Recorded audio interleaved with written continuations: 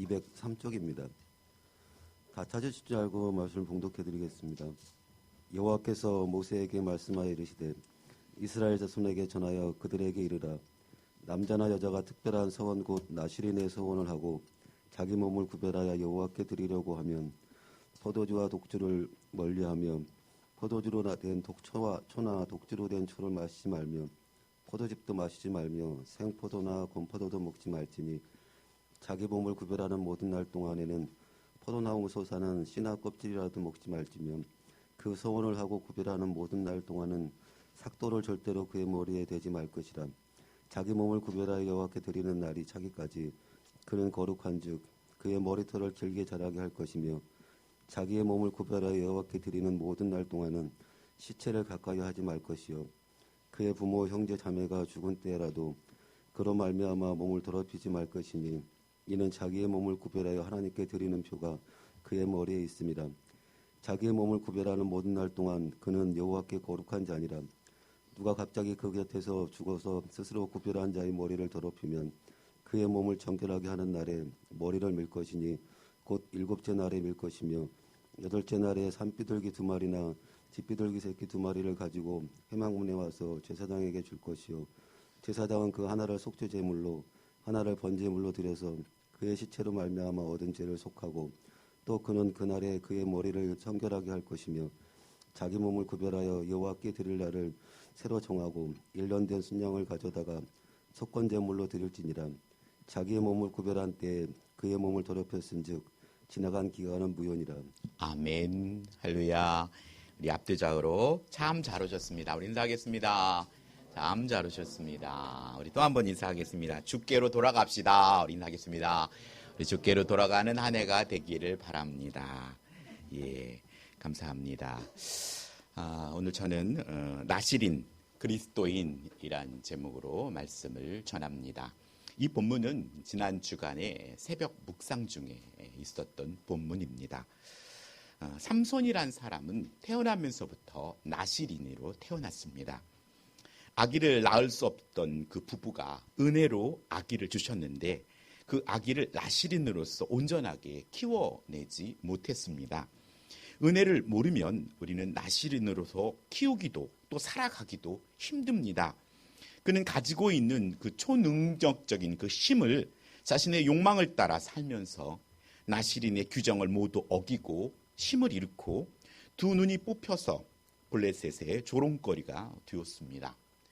반면에 우리가 아는 이 사무엘은 어머니 한나의 소원으로서 그가 태어나 부모를 떠나 나실인으로서 살았습니다. 그가 선지자로 살았을 때 이스라엘은 평화롭고 그의 가정은 복을 받았습니다. 하지만 사무엘의 자녀들은 그렇지 못했습니다. 그들의 자녀들이 이익을 따라 뇌물을 받고 판결을 굽게 함으로 인해서 이스라엘로 하나님 아닌 왕을 요구하도록 했다는 것입니다. 처음 태어나면서부터 했던 나실인이나 또 그렇게 기도하며 태어났지만 그 나실인의 삶이 그 후대까지 연결되는 것은 쉽지 않았던 것을 볼 수 있습니다. 우리는 성경을 통해서 지혜를 얻어야 합니다. 하나님의 택하심으로 구별된 백성은 자신의 삶에 더욱 온전한 모습으로 하나님께 드리기 위해 힘써야 한다는 것입니다. 그 힘쓰는 것이 바로 살아있다는 것입니다. 이제 겨울비가 내리고 이제 저도 오르락내리락 하면서 나무들을 봅니다. 이 추운 겨울에도 새싹들이 나옵니다. 아마 땅 속에 있는 새싹들이 이제 봄이 되면 그 땅을 뚫고 그 여린 새싹이 머리를 내밀 것입니다. 그것은 그 땅을 누르고 있는 것을 그 어린 새싹이 어떻게 밀고 나오는지 참으로 그건 오묘한 일입니다. 이렇듯이 뭔가 치고 위로 자꾸 올라가는 것, 그것이 살아있는 것이고 그냥 가만히 있는 거, 움직이지 않는 것은 죽어있는 것입니다. 여기 강대상이 있는데 사람이 움직이지 아니하면 0.1mm도 지 스스로 움직일 수가 없습니다. 그렇기 때문에 살아있다는 것은 움직이는 것이고 믿음이 있다는 것은 한 발짝 앞으로 나아간다는 것입니다. 하여 오늘 나실인이라는 것은 삼손이나 사무엘과 같은 사람의 이야기가 아니라 저와 여러분의 이야기입니다. 성경이 나실인을 이야기하는 것은 신앙인들 중에 특별한 사람, 특별히 목사나 이런 사람들만 말하는 것이 아니고 그 당시 제사장이나 레위인만을 말하는 것이 아닙니다. 하여서 오늘 그 사람들만 지키는 규례가 아니라 모두의 이야기라는 것을 우리는 알고서 우리는 말씀을 대해야 합니다. 우리가 말씀을 듣고 또 소모임을 하는 것은 믿음으로 살아서 얻는 경험도 중요하지만 우리가 서로 나눔을 통하여서 연약하여서 믿음으로 살지 못해서 오는 고난과 시험에서 어떻게 견디고 또 지금 어떻게 아파하고 있는지를 나눌 수 있어야 합니다. 하지만 제가 신학교에 교수님이 그러더라고요. 한국 사람들은 나눔을 잘 못한다. 그냥 서로 모이면 태권도 자세를 가지고 거의 방어 내지는 공격 자세를 취한다는 거예요. 자신에게 조금이라도 안 좋은 소리가 들리면 그냥 맞고 때리는 형태의 그런 대화를 한다는 것이죠. 우리가 힘들고 속상할 때 아이들이 아기 때 보면 밖에서 유치원에서 어린이집에서 맞고 들어오면 엄마한테 아버지한테 다 고자질합니다. 누가 나를 때렸어. 누가 내를 물었어. 이렇게 이야기할 수 있어야 합니다. 엉엉 울고서 또 그렇게 맞고 온 사람은 집에 와서 어머니랑 아버지를 보면 더 서럽게 웁니다. 자기를 좀 알아달라고. 이런 것이 우리의 나눔이어야 합니다. 우리의 나눔이 자랑만 하려고 하니까 자랑할 대화 나눌 거리가 한 개도 없는 것입니다. 우리가 가만히 그냥 눈만 뻐끔뻐끔 뜨면서 요양원에 누워있는 어르신처럼 살아가는 것이 아니라 우리는 하루 눈을 떠서 많은 사람과 부딪히고 또 때로는 나도 모르게 상처도 받고 때로는 상처를 줄 수도 있고 그런 모든 것들 속에 그 희노애락을 나눌 수 있어야 합니다. 그래서 진정한 깊이 있는 나눔은 내게 약한 것들을 나눌 수 있는 자, 그것이 성숙한 나눔과 또 소모임의 장점입니다. 그랬을 때 서로 다독거려주고 그리고 함께 자신이 힘들었던 일들을 같이 이야기해주고 그래 나도 그때 그랬었어. 그때 무척 힘들었는데 하면서 같이 어깨를 도닥여주고 또 가슴으로 안아주고 그리고 함께 기도하는 공간, 그것이 진정한 나눔입니다. 그것이 가족이고 그래서 우리는 그 소모임의 나눔을 여러분이 회복해야 합니다. 많은 사람들은 그것이 없기 때문에 술을 먹고 또 다른 기호와 다른 것들을 찾아갑니다. 우리들이 세상을 살아가면서 아무리 바빠도 내가 가고 싶은 곳은 어떻게든지 갑니다. 거리도 문제없이 간다는 것입니다. 그런 나눔과 그런 소모임을 우리가 한번 만들어 보기를 바랍니다. 저도 함께 기도하면서 그렇게 나아갔으면 좋겠습니다. 오늘 성경에 나오는 궁극적인 나실인은 예수님을 가리킵니다. 십자가에서 하나님의 뜻을 나타내기 위해서 몸을 온전히 들이신 분이 예수님입니다. 그런 예수님께서 우리 모두를 보고 따라오라고 하셨으니 결국 모든 인생이 다 하나님께 드려지기 위해 존재한다는 것입니다. 나실인은 헌신과 관련된 의미를 가지고 있습니다. 드려지다와 같은 말이 그 뜻입니다. 오늘 살펴볼 나실인의 규례 역시 헌신하는 삶을 열망하는 성도들에게 유익한 원리를 제시하고 우리가 나실인으로서 그리스도인으로 살아가기를 원한다는 사실을 가지고 은혜를 나누고자 합니다. 오늘 첫 번째, 하나님은 우리가 나실인으로 자원하기를 원하신다는 것입니다. 부모님도 자녀에게 가르칠 때 어느 정도 이렇게 제시를 하지만 본인 스스로 그걸 알아서 하기를 원하는 마음이 그 안에 있습니다. 하지만 억지로 당길 때도 있지만 얘가 스스로 알아서 하기를 간절히 원합니다. 레위인을 이스라엘을 대표하고 있었고 그리고 나실인의 자격을 통해서 어느 지파에 속하여도 누구나 레위인과 같은 되는 길을 열어놓으셨던 것입니다.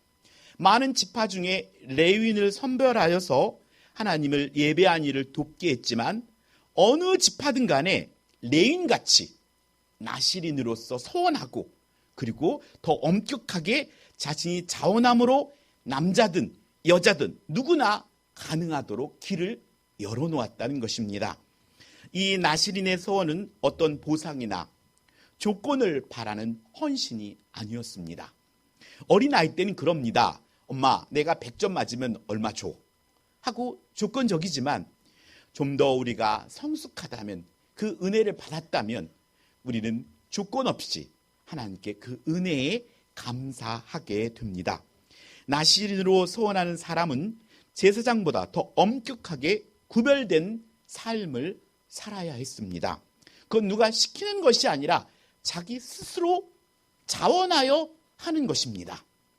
여러분의 삶 속에 우리가 예수님을 믿는 것도 누가 시켜서가 아니라 내가 내 입술로 그것을 나의 구주로 우리가 예수님을 믿지 않았습니까? 그렇다면 오늘 우리 스스로도 이 나실인의 서원을 한 셈이라는 것입니다. 오늘 본문 3절로 4절에는 이 나실인에게 포도주와 독주를 멀리하라 라고 말씀합니다. 포도로 된 초나 또 독주로 된 초를 마시지도 말고 포도즙도 마시지 말며 생포도나 건포도, 씨나 껍질도 먹지 말라고 합니다. 이 껍질을 짜면 기름이 나옵니다. 어떤 면에서는 포도에서 나온 모든 것을 먹지 말라고 합니다. 구약에서 포도는 풍요와 기쁨을 상징하는 그런 측면으로 해석되지만 나실인의 서약은 얼마나 하나님께 집중된 절제의 삶을 요구하는지 알 수 있습니다. 어쩌면은 악의 모양이라도 버려라 라는 뜻에서 하나님은 이렇게 철저하게 나실인으로서 서원한 사람에게 포도와 독주, 술에 관련된 것들을 일체 끊어라 라고 말하는 것입니다. 또한 두 번째는 머리털을 자르지 말라고 5절 말합니다. 머리에 관을 씌우신 하나님께 철저히 순종을 상징합니다. 왕도 왕관을 머리에 씁니다. 우리도 누가 머리를 탁 치면 야, 머리를 왜 때려? 하듯이 이 머리는 우리의 부분 중에 가장 중요하게 여기는 것입니다. 하여 머리카락에 사람의 손을 대지 않는 행위는 생명의 주인이 오직 하나님이심을 고백하는 행위였습니다. 또한 머리털이 긴 만큼 나신이로서 살고 있음을 나타내는 표시가 되었습니다. 저 사람이 머리가 길면 이 나실인으로서 서원하고 지금 지키고 있는 기간이 그만큼 길구나라고 표시적으로 나타내는 표시였습니다. 세 번째는 시체를 가까이 하지 말라고 말합니다. 6절로 7절에 율법은 기본적으로 시체와의 접촉을 금하고 있지만은 부모나 자식과 형제, 출가하지 않은 누이의 시체는 손댈 수 있는 것이 예외 조항이었습니다. 레위인들에겐. 하지만 나신으로서 허역한 이들은 그마저도 금지되었다는 것입니다. 그만큼 자신 스스로가 레위인이 아니더라도 내가 나신으로서 서약한 사람은 레위인보다도 더 엄격하게 자신을 절제하도록 하나님이 했다는 것입니다. 오늘 나신의 서약은 하나님의 백성 안에서 우선순위를 분명하게 강조하는 상징적인 의미가 있습니다. 이렇듯 나실인에게는 특별한 절제가 요구됩니다. 오늘 우리의 신앙생활에 첫 번째 해야 할 것은 바로 순종을 통한 절제입니다. 그래서 항상 말씀을 가까이 해야 합니다. 왜냐하면 말씀은 우리의 삶 속에 어떤 경계선을 짓기 때문입니다. 넘어가도 죄고 못 미쳐도 죄고, 그래서 항상 하나님의 말씀이 삶의 기준이 됩니다. 하여 이 절제는 자동차의 브레이크와 같습니다.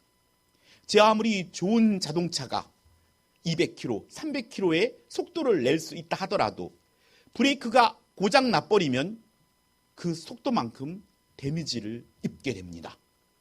그렇기 때문에 가장 중요한 것은 말씀입니다. 그래서 하나님의 말씀에 가장 중요한 것이 이 절제입니다. 브레이크.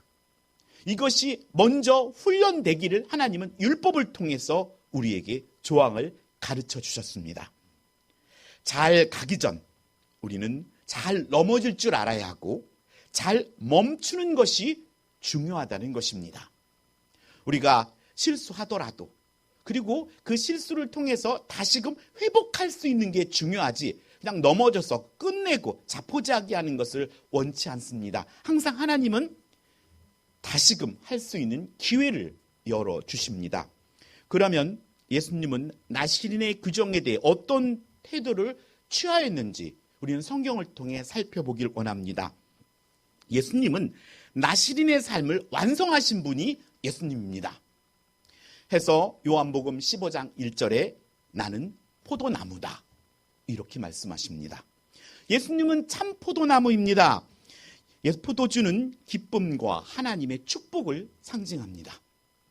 예수님은 요한복음 첫 이적으로 가나안 혼인잔치집에 포도주가 모자라자 물을 변화시켜 포도주로 만든 분입니다. 이는 혼인잔치는 하나님과 그리고 자기 백성 사이의 관계를 표현하는 은유입니다. 하나님의 구원이 주는 풍성과 기쁨을 상징합니다. 이 결혼, 이 땅에 살면서 사랑하는 사람과 만나 결혼만큼 행복한 일이 또 어디 있겠습니까? 예수님은 우리를 신부로 삼기 위해 오신 신랑입니다. 즉 신부된 교회가 신랑 되신 예수님을 맞이하는 이 혼인잔치에 물을 변하여 포도주가 되게 함으로써 이 모든 이들이 이전에 맛보던 포도주보다 더 맛있는 포도주를 그들이 맛보게 되었다는 것입니다.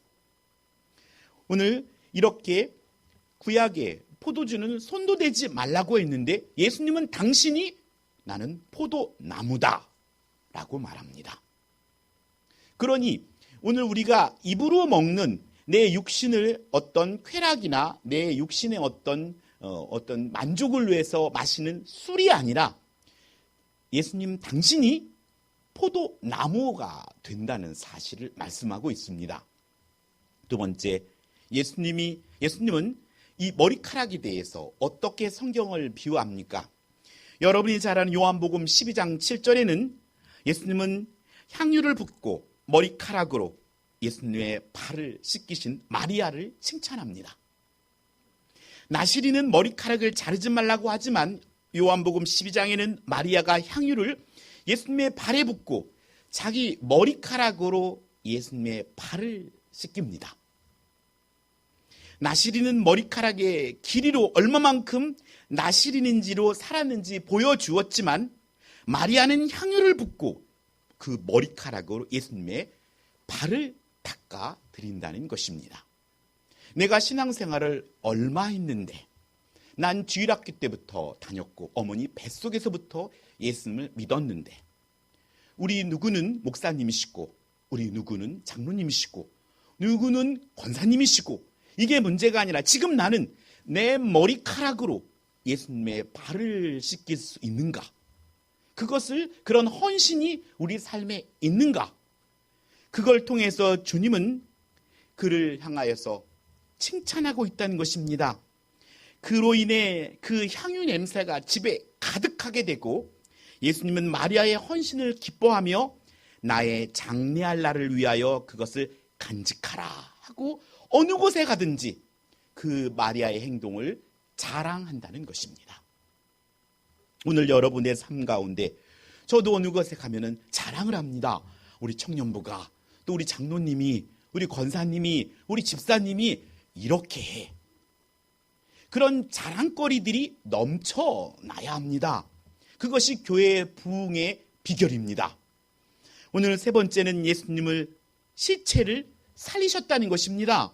요한복음 11장 43절에는 죽은 나사로에게 찾아가셔서 썩어 냄새나는 시체를 향하여 나사로야 나오너라 라고 명하십니다.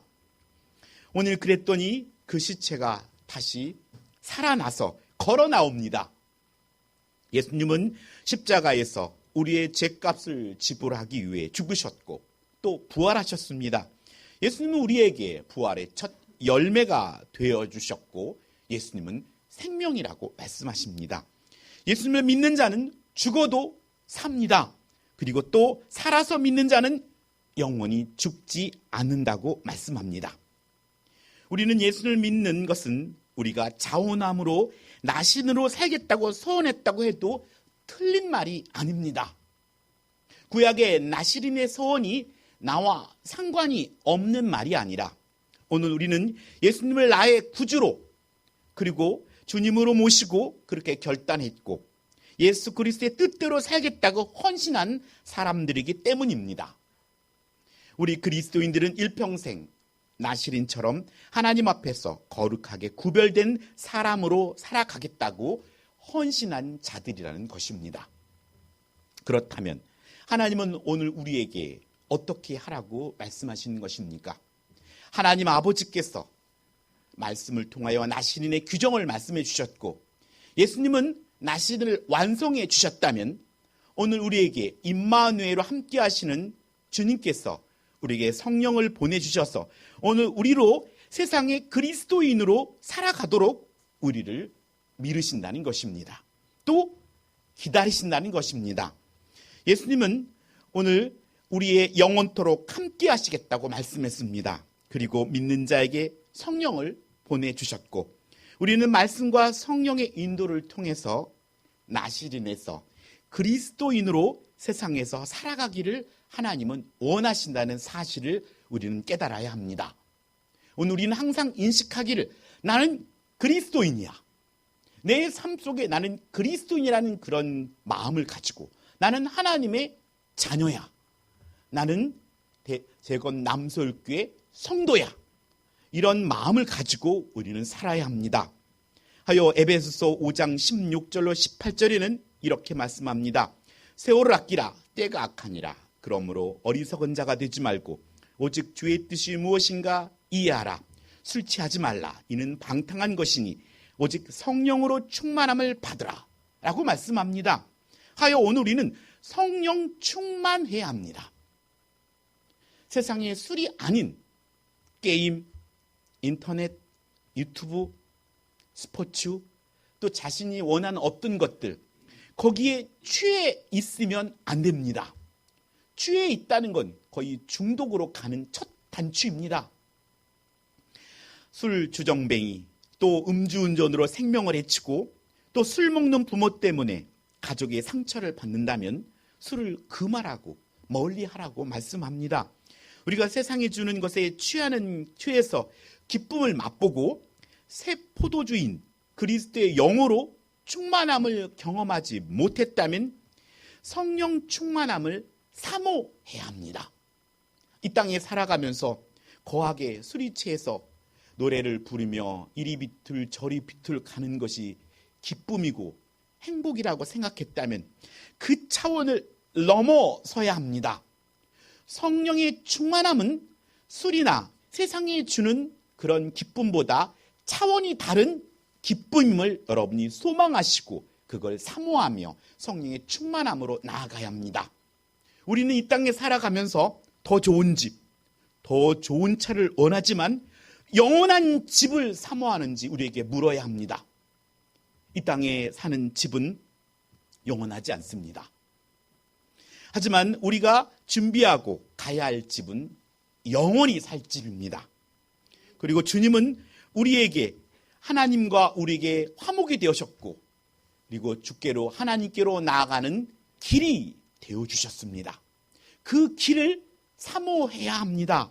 그래서 그 사랑을 우리가 굳건히 붙들고 하여서 주님의 마음, 주님의 그 열정을 성령의 충만함을 통해 우리에게 부음받아야 합니다. 하나님의 영으로 충만하지 않고 세상에서 얻는 그런 불평과 부정적인 요소들로 내 마음이 가득하다면 우리는 하나님이 기뻐하는 삶을 살아낼 수가 없습니다. 오늘 예배와 기도의 자리를 통해서 우리는 성령의 충만함을 받아야 합니다. 여러분 예배를 사모해야 합니다. 제가 가끔 교회 목사님, 선배 목사님들을 이야기를 들으면 우리 재건교회 이야기를 합니다. 제가 항상 감동했던 것이 대전에도 재건교회가 있습니다. 대전 재건교회가 생겨진 이유가 성터에 있는 것으로 장로님이 대전에서 매 주일마다 성터로 주일을 성수했다는 거예요. 그래서 그 거리가 뭐니 그럼 대전에 교회를 하나 세워라 해서 세워진 것이 재건 대전교회라고 하더라고요. 매 주일마다 그 거리를 마다하지 않고 서울에 있는 동대문에 있는 성터까지 차를 이용해서 주일을 성수해서 생긴 것이 대전 재건교회라고 하더라고요. 교회가 힘이 들어서 어떤 이야기를 통해서 뭔가 나누어서 생긴 것이 아니라 은혜스럽게 생긴 것, 그것이 얼마나 감사한 일입니까? 오늘 우리들의 삶 가운데 오늘 성령의 충만함을 사모해야 합니다. 그랬을 때 우리가 지금까지 맛보지 못했던 더 맛있는 맛을 하나님이 예비하고 계신데 그것을 간구하지 않고 성령의 충만함을 사모하지 못함으로 말미암아 얻지 못하는 것은 하나님께는 우리를 향한 안타까움입니다. 그래야 우리는 포도나무 대신 예수님으로부터 인생의 풍성함과 진정한 행복의 열매를 맺을 수 있음을 믿으시기 바랍니다. 23년 여러분이 지금까지 살아왔던 삶, 행복했던 그 기억보다도 성령의 충만함을 통하여 하나님께서 주시는 그 풍성함을 기대하시고 성령의 충만함을 간구하며 그 자리를 사모하시기 바랍니다. 오늘 두 번째는 고린도후서 2장 15절에 그리스도의 향기가 되라고 말씀합니다. 아름다운 향기도 악취와 섞이면 아름답지 못합니다. 그래서 우리는 구별돼야 합니다. 성경은 우리가 예수님을 믿을 때 너는 그리스도의 향기야 라고 말하지 향기가 되라고 말하지 않습니다. 우리는 그리스도의 향기가 되었습니다. 그러면 이제 향기를 풍기면 되는 것입니다. 그러기 위해서 우리가 구별되고 거룩해져야 합니다. 그래야 그리스도의 향기가 우리를 통해 세상에 향기를 드러낼 수 있게 된다는 것입니다. 죽음이 있는 곳에는 악취가 납니다. 오늘 우리는 그리스도의 향기는 용서와 화목을 통해 일어날 수 있습니다. 우리가 가정의 신방을 하는 이유는 어느 곳에 가면 따뜻한 향기가 있습니다. 어느 가정을 가면 와 여기는 화목하구나. 근데 어느 가정을 들어가면 썰렁하게 냉한 기분을 느낄 수 있습니다. 여러분도 그런 경험을 해보셨습니까? 어느 곳에 가면 야 이거 되게 행복한 느낌이 향내가 풍기는가 하면 어느 곳에 가면 조금 이상하다라는 느낌이 받을 수 있습니다. 그래서 신방을 해야 합니다. 그래서 문을 활짝 열고 빛을 받아들여야 합니다. 그럴 때 어둠은 물러가게 되는 것입니다. 오늘 우리의 삶 가운데 그런 사랑을 하나님의 그 사랑을 신뢰하면서 오늘 술람미 여인이 솔로몬에게 내가 검고 계달의 장막 같을지라도 내가 신랑을 솔로몬을 사랑함으로 그 앞에 섰듯이 오늘 우리의 부족함에도 불구하고 하나님은 우리를 사랑한다는 그 사실을 믿고 하나님께 나아가야 합니다. 그래서 하나님께 당당하게 쓰셔서 우리 안에 있는 악취를 제거하고 그리스도의 향기를 풍겨야 합니다. 우리의 삶의 악취를 제거하고 예수님의 사랑에 반응하는 헌신의 삶을 삶으로 우리 안에 그리스도의 향기가 풍기길 바랍니다. 성장하는 성도는 향기가 있습니다. 저는 요양원에서 돌아가신 분들을 한 달에 한두 분씩 꼭 대하였습니다. 저는 이렇게 떠들어 봅니다. 이렇게 돌아가신 분들을 덮어놓으면 요양부 선생님들이 잘 아세요. 이렇게 염한다고 잘 묶어놓으시고 굳으실까봐 쫙 펴놓으시고 그런데 살아 있어야 따뜻한 온기가 있고 아름답습니다. 제 아무리 아름다워도 예뻐도 그 안에 생기, 영이 떠나간 시체는 절대로 아름답지 않습니다. 오늘 우리들의 삶 가운데 열심히 자기의 맡겨진 일들을 최선을 다하고 땀을 흘리고 노력하고 또 열심히 주의 일에 봉사하고 힘쓰는 자들이 그리스도의 향기가 됩니다. 그래서 오늘 우리들의 삶 가운데 올 한 해 우리 교회 표어처럼 여러분이 성장할 때 향기가 납니다. 물은 고이면 썩고 새 물이 들어와야 합니다. 성경은 지식이 아닙니다. 사랑의 표현이고 헌신입니다. 주님이 십자가에서 사랑을 표현했듯이 자신의 십자가를 지고 주를 따르는 것, 그리고 맡겨진 사역의 지경을 넓혀가는 것, 그것이 그리스도의 향기입니다. 오늘 마지막으로 오늘 마태복음 10장 1절에는 영혼 구원을 위하여 권능을 받아야 한다는 것을 말씀합니다. 오늘 10장 1절에는 예수께서 그 12제자를 부르사 더러운 귀신을 쫓아내며 모든 병과 모든 약한 것을 고치는 권능을 주시니라 라고 말씀합니다. 시체를 만지지 말라고 말하는 것이 아니라 주님은 시체를 만짐으로, 때로는 병든 자를 만짐으로 또 그들을 구해내셨고, 그 죽음에서, 질병에서 영향을 받지 않으시고 그들을 거룩하게 살려내셨다는 것입니다. 오늘 우리 안에 예수 그리스도의 영이 함께 하십니다. 하여 우리가 성장해야 세상 속에 우리가 파송되었을 때 그곳에 동화되지 않고 거룩하게 하나님의 자녀로서의 모습을 드러낼 수 있다는 것입니다. 불평불만하는 사람과 대화를 몇 시간을 하면 머리가 아픕니다. 피곤합니다. 하지만 칭찬하고 감사하고 찬양하는 사람들과 있으면 우리가 회복되고 그 시간이 피곤하지 않습니다.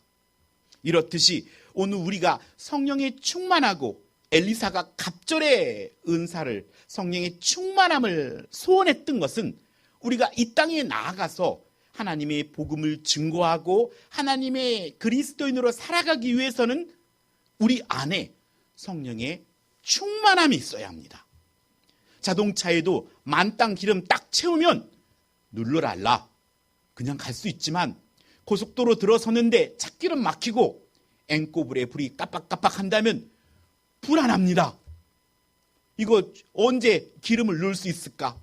아니면 길에서 차가 서는 거는 아닐까? 오늘 우리 안에 이런 충만함을 유지해야 합니다. 배도 빵빵해야 모든 일을 잘할 수 있습니다. 제 아무리 즐겁고 행복한 곳이라도 배가 고프고 배에서 쪼록쪼록 소리 나고 등에서 식은땀 나면 그 제 아무리 즐겁지 않다는 것입니다. 영적으로도 그래서 우리가 권능을 받아야 합니다. 권능이 없이는 전도할 수 없습니다. 하나님의 성령의 충만함과 이 능력을 받아야 합니다. 예수 그리스도의 제자들에게 주셨던 그 권능을 여러분이 사모하시고 그 권능을 받기 바랍니다. 이 세상에 믿지 않는 자들이 죽은 자들입니다. 나무가 꺾이면 살아있는 것 같지만 죽은 것입니다. 오늘 그들은 이미 심판을 받고 있는 것이라고 성경은 말씀합니다. 예수님께서 12제자에게 주신 권능을 구하시길 바랍니다. 그래서 예수의 이름으로 죽어가는 영혼들에게 가서 더러운 영들을 대적하고 질병과 약한 것들을 꾸짖어 몰아내시기 바랍니다. 하여 주님이신 권능이 하나님의 복음을 증거하는 데 유용한 무기가 되어야 한다는 사실입니다. 영혼 구원은 전도입니다. 전도는 상술이 아닙니다. 전도는 기도하지 아니하고 우리 교회 하면 좋아. 우리 교회가 자랑만이 아니라 전도는 그만큼 영적인 전투라는 사실입니다. 기도해야 하고 영적으로 군인으로 훈련되어야 그 싸움에서 이길 수 있습니다. 전도는 악한 영들에게 빼앗긴 영혼들을 구출해내는 일입니다. 지금 그들이 빼앗기려고 하겠습니까?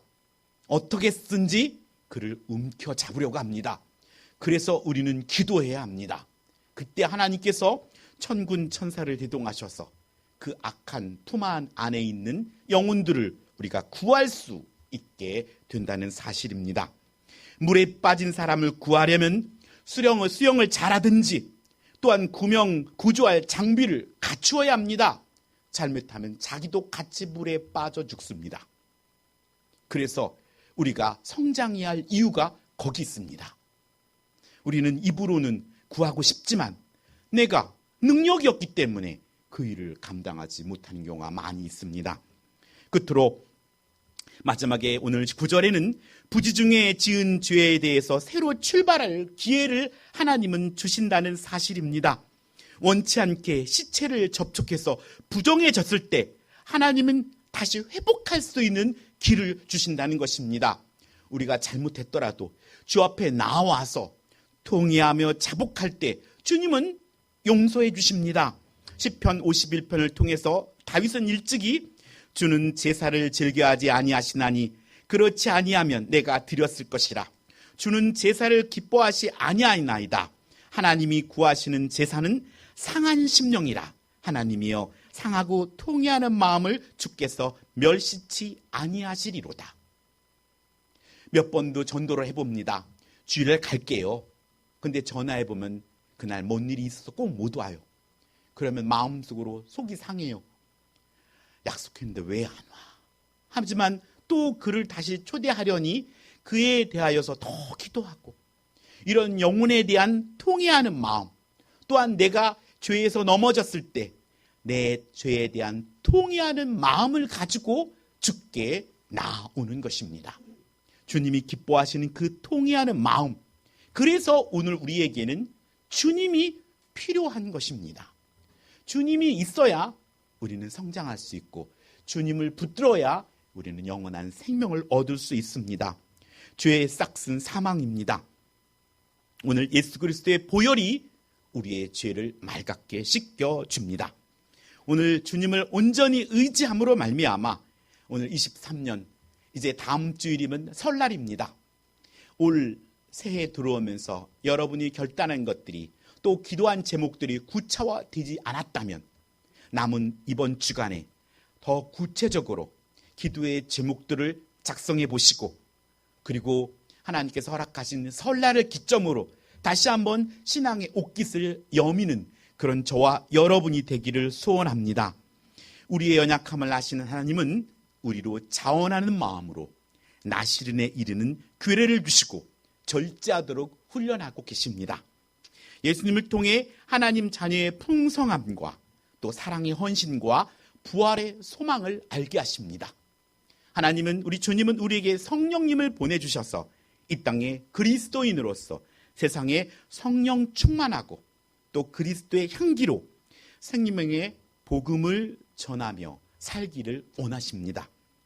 부지 중에라도 죄에 넘어졌다면, 7번 넘어졌다면 예수님의 이름으로 회개하고 8번 일어난 재건 남스럽게 온 성도님이 되시기를 예수님의 이름으로 축원합니다. 기도하겠습니다. 사랑과 은혜가 충만하신 아버지 하나님, 모든 삶을 온전히 하나님께 드리기 위해 힘쓰는 성도가 되게 하여 주시옵소서. 주의 사명에 온전히 헌신하는 재건 남설교회, 또 정결함과 거룩함으로 승리하는 우리 재건 남설교회가 되게 하여 주시옵소서. 감사드리며 우리 주 예수님의 이름으로 기도드립니다. 아멘.